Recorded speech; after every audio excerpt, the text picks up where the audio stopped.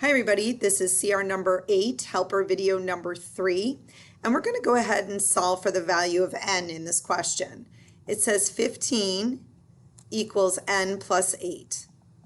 Now some of you might feel uncomfortable with having the answer come first, so you can rewrite this, but you have to make sure that this whole piece here moves together to the left side, so n plus 8.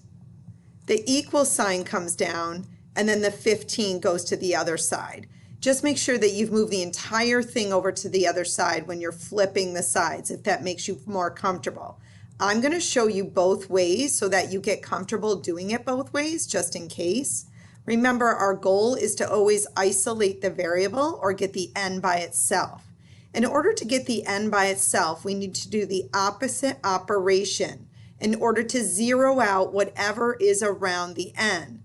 And right now I have an addition with an 8 after the n.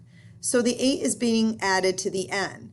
Well, in order to take a positive 8 and make it 0, I'm going to do the opposite. So the opposite of adding 8 is subtracting 8. Anything I do to the one side of the equal sign, I always have to do to the other side of the equal sign to keep them equal at all times. Positive 8 and a negative 8 zero out, which is what I want, which is 1n by itself. And then 15 minus 8 is 7. So my final answer is 7, which is great because here it is. Now look, if I do it up here as well, I first start by making my ladder, because anything I do to one side I do to the other. Once again, this 8 is being added to the n. So to undo that, I have to subtract it or do the opposite of adding 8, which is subtracting 8.